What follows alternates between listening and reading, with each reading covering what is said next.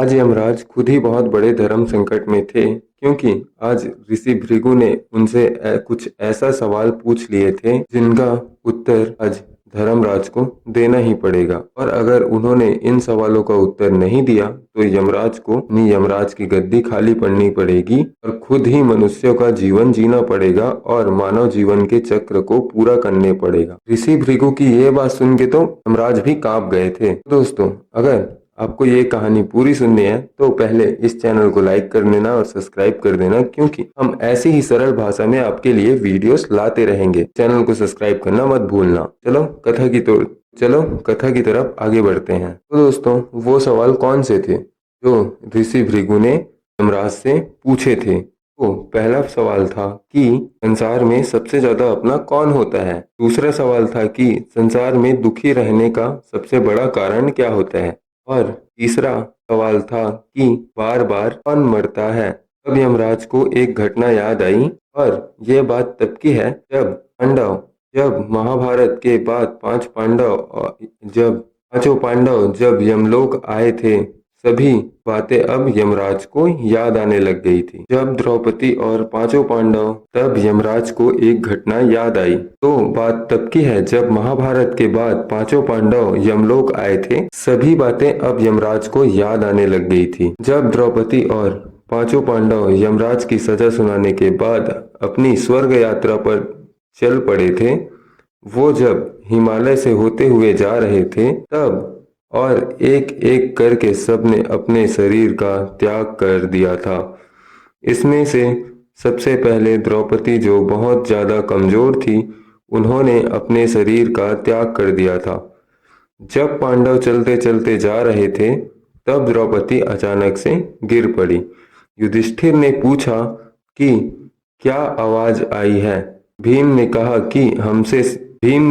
कि हम में से शायद कोई गिर गया लगता है। और फिर भीम ने पीछे मुड़कर देखने लगा कि कौन गिरा है। युधिष्ठिर ने कहा कि पीछे मुड़कर मत देखना, क्योंकि इस मृत्यु लोक में कोई किसी का सगा नहीं होता है, इसलिए मत रुको और आगे बढ़ते रहो। हमें जल्दी जल्दी चलते चलते स्वर्ग लोक तक पहुंचना है। भीम ने बात को बीच में से ही काटते हुए बोला कि यह हम सबकी धर्म पत्नी है, आप इनको ऐसे कैसे छोड़ के जा सकते हो। रुको भैया, आप इनको ऐसे कैसे छोड़ के जा सकते हो। ये हम सबकी धर्म पत्नी है और इसने अपना प्रति धर्म अच्छे से निभाया है, फिर भी उसका दर्द आपको दिखाई नहीं दे रहा। भीम की यह बात को सुनकर युधिष्ठिर बोले कि भीम, तुम गलत हो। मरने के बाद सबके पाप सामने आते हैं। इस जगह पर मरने के बाद कोई यहाँ पर अपना नहीं होता। इस जगह पर अपने पापों की सजा मिलती है। युधिष्ठिर बोलते हैं कि द्रौपदी ने भी तो पाप किया था। तो ये बात सुन के सबके सब अचानक से एकदम ज्यादा हैरान हो जाते हैं कि द्रौपदी ने क्या पाप किया है।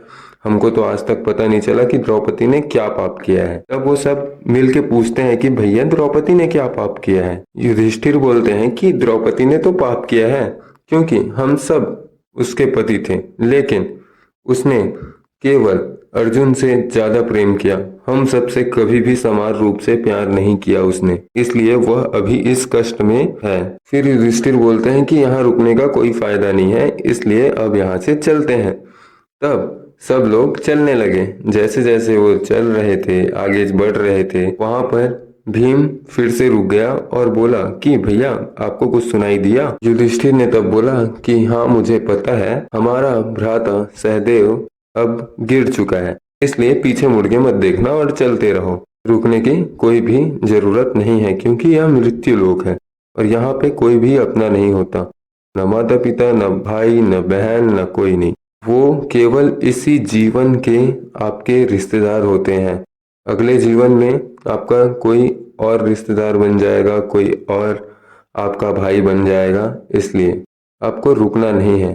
ये तो सभी इसके कर्मों का फल होता है जो उनको भुगतना पड़ता है। लेकिन यहाँ पर भीम पूछता है कि सहदेव क्यों मरा भैया, आपने ये तो नहीं बताया कि सहदेव मरा क्यों। तो युधिष्ठिर यहाँ पे बोलते हैं कि सहदेव इसलिए मरा क्योंकि उसे अपनी बुद्धि पर ना बहुत ही ज्यादा घमंड था, इसलिए वह मर गया जल्दी। उसने अपनी बुद्धि को इतना चतुर माना था कि उसे कोई भी हरा नहीं सकता था। इसी अभिमान के कारण उसे आज यह कष्ट भोगना पड़ रहा है। अब वो धीरे धीरे फिर से चलने लगते हैं, लेकिन यहाँ पे अब भीम को एक और आवाज सुनाई देती है। फिर वह देखता है तो नकुल इस बार पीछे गिरा होता है। तब भीम तब भीम युधिष्ठिर से पूछता है कि अब ये नकुल क्यों मरा भैया, कृपा करके मुझे इसका भी कारण बताओ। तब युधिष्ठिर इसका कारण बताते हुए कहता है कि नकुल को अपनी सुंदरता पर बहुत ही ज्यादा घमंड था। वह अपने आप को सबसे श्रेष्ठ पुरुष मानता था, लेकिन आपको तो पता ही है कि इस संसार में सबसे ज्यादा सुंदर तो सिर्फ श्री कृष्ण थे, और उनको देखकर यह नकुल भी जलता था। फिर भी अपने आप को इसने कृष्ण जी से तुलना किया, इसलिए इनका यह हाल है। लेकिन इसकी सुंदरता इसको बचा नहीं पाई। अब वो फिर से सभी लोग छोड़कर नकुल को वहां से अब आगे बढ़ गए थे। तभी जाने के बाद अर्जुन का पैर फिसलता है और वह गिर जाता है। भीम जोर से चिल्लाता है और पूछता है कि अब अर्जुन का क्या दोष था, अर्जुन क्यों गिर गया, अर्जुन क्यों मर गया, भैया इसका भी उत्तर मुझे दो। तब भीम को उत्तर देते हुए युधिष्ठिर कहते हैं कि अर्जुन को अपनी विद्या पर बहुत अभिमान था। वो रोज कहता था कि कर्ण मेरे से श्रेष्ठ नहीं है, मैं कर्ण से श्रेष्ठ हूँ और कोई भी मेरे सामने युद्ध में नहीं टिक सकता, और मैं अगर चाहूँ तो यह युद्ध एक ही दिन में खत्म कर सकता हूँ और संसार को भी सिर्फ अपने एक बाण से जीत सकता हूँ। लेकिन भीम, जैसा कि तुम्हें पता है कि ये इस संसार में हमसे भी महान योद्धा हुए हैं, लेकिन उन्होंने इस संसार को नहीं जीत पाए। भगवान इस संसार को जीतने में उनकी मदद नहीं करता। इसलिए अर्जुन ने जो जो बोला था वो सब झूठ था, और हमें युद्ध जीतने में भी 18 दिन लग गए थे, और अर्जुन को तब भी इतना भी अभिमान था। और अगर उसको इतना ही अभिमान था तो वो अपनी मृत्यु को भी जीत कर दिखा दे, लेकिन उसने अपनी मृत्यु को तो नहीं जीता ना। अब थोड़ी देर चलते चलने के बाद अब यहाँ पर भीम गिर चुका था। भीम पूछता है कि भैया मेरा क्या पाप था, आप नहीं रुकने वाले ठीक है, लेकिन आप चलते चलते मुझे मेरा पाप बता कर जाओ, मैं भी जानना चाहता हूँ कि मेरा पाप क्या था। युधिष्ठिर बोलते हैं कि भीम, तुम एक क्रूर व्यक्ति बन चुके थे, तुमने महाभारत में कईयों लोगों का संहार किया, तुमने बहुत ही दर्दनाक उनको पीड़ा दी, ऊपर से तुम बहुत ही ज्यादा खाते हो, और तुमने कभी भी आज तक उपवास नहीं रखा है। सभी को यहाँ पर सजा मिल रही थी, और यहाँ पर युधिष्ठिर आगे बढ़ने लगा और बोलने लगा कि सबको सबके किए की सजा मिलती है, और पाप का बोझ भी तुम्हें इसी जीवन पर उतारना पड़ेगा। अभी तक सभी पांडव गिर चुके थे, लेकिन युधिष्ठिर अभी तक नहीं गिरे थे और उनकी मृत्यु अभी तक नहीं हुई थी, क्योंकि युधिष्ठिर ने ऐन समयों पर भी अपना धैर्य नहीं खोया और ना ही पाप किया था। अब इसलिए वो आगे बढ़ने लगे, और उनके साथ एक कुत्ता भी था जो उनके साथ पूरे धरती लोक में विचरण करता था। वो कुत्ता मरने के बाद भी युधिष्ठिर के साथ था।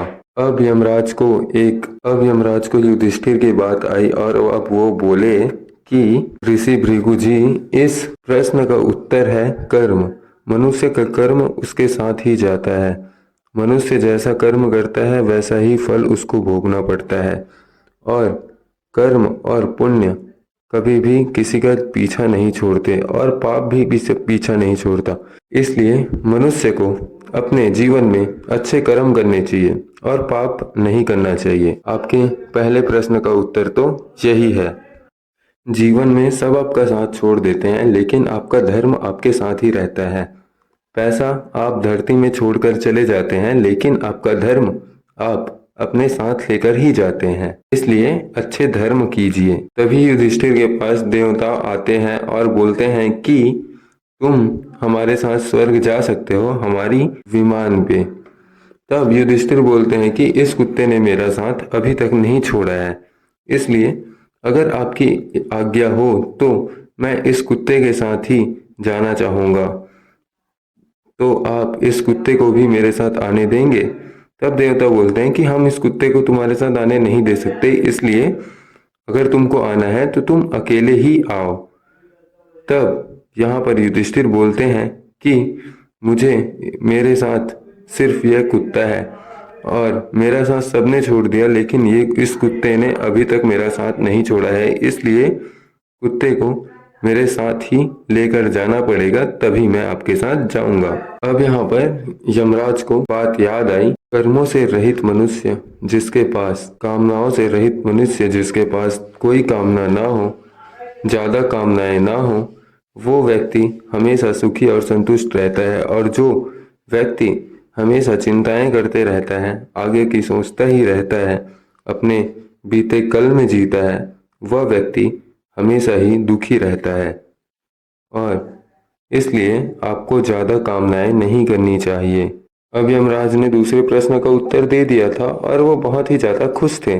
तभी यहाँ पे ऋषि भृगु ने उनसे तीसरे प्रश्न का उत्तर मांगा कि सबसे ज्यादा दुखी कौन रहता है और बार बार दुखी कौन रहता है। तभी यमराज सोच विचार में पड़ गए और उनको एक दिन का नजारा सामने आया, जबकि उनके एक भक्त जो एक व्यापारी थे उनके पास बहुत, तभी यमराज को एक नजारा सामने आया कि एक विशालपुर नामक गांव में एक बहुत ही अमीर व्यक्ति था। वह बहुत ही अमीर था, उसके पास बहुत सारा धन था, उसका व्यापार बहुत ही अच्छे से चल रहा था। लेकिन एक दिन की बात है, व्यापारी बहुत ही चिंता में था और उसकी पत्नी अपने पति से वो बेचैनी में देखकर उनसे पूछा, आपको क्या हुआ है, इतने परेशान क्यों हैं आप? व्यापारी ने कहा कि कुछ भी नहीं, और वह सो गया। दूसरे दिन जब व्यापारी की पत्नी ने देखा कि व्यापारी तो बहुत ही ज्यादा दुखी है, तब उनसे आके उसकी पत्नी ने कहा कि आज आपको ये बात बतानी पड़ेगी कि क्या हुआ है आपको। आप 2 दिन से किस चिंता में पड़े हुए हैं, आपने मुझे भी बताना उचित नहीं समझा, आपको तो आज बताना ही पड़ेगा।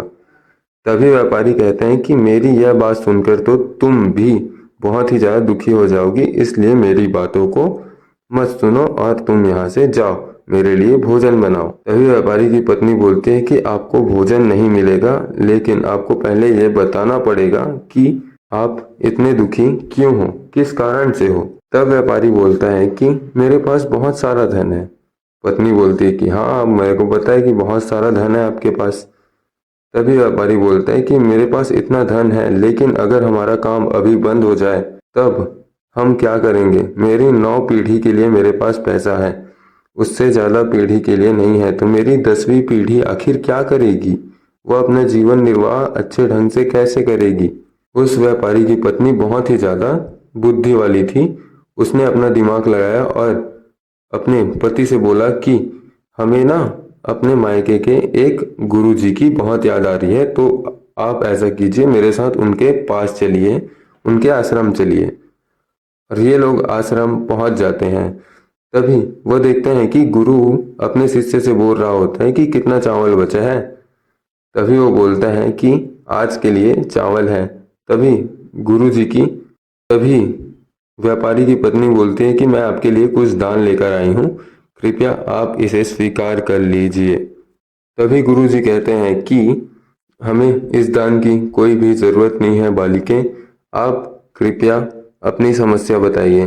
तभी गुरुजी की पत्नी बोलती है कि आज आपके लिए आज का भोजन है, लेकिन आपके पास कल का भोजन नहीं है, इसलिए मेरी ये भेंट कल के भोजन के लिए आप बचाकर रख सकते हैं। तभी तभी व्यापारी की पत्नी पूछती है कि आपके पास तो कल का भोजन नहीं है, आप क्या करोगे कल के लिए? तब यहाँ पर पंडित जी बोलते हैं, गुरु जी बोलते हैं कि हमें कल की चिंता करने की कोई आवश्यकता नहीं है, हमारे कृष्ण जी सब कुछ संभाल लेंगे। तभी व्यापारी बोलता है कि हमें अब यहाँ से चलना चाहिए। तब ये दोनों जाते हुए पूछती है कि आपको तो वहाँ काम था ना, आपका तो, आपके जीवन बहुत ही संकट में पड़ा है, इसलिए आप यहाँ आए थे ना। तभी व्यापारी बोलता है कि मुझे मेरे संकटों का हल मिल चुका है, क्योंकि अगर वो इंसान, वो बाबा जी अपने कल की चिंता नहीं कर रहे हैं और मैं तो यहाँ पर 10 पीढ़ी की चिंता कर रहा हूँ, इसलिए हमें चिंता नहीं करनी चाहिए। तो दोस्तों, इस चैनल को सब्सक्राइब कर लेना, क्योंकि ऐसी ही वीडियोस आपको मिलती रहेंगी।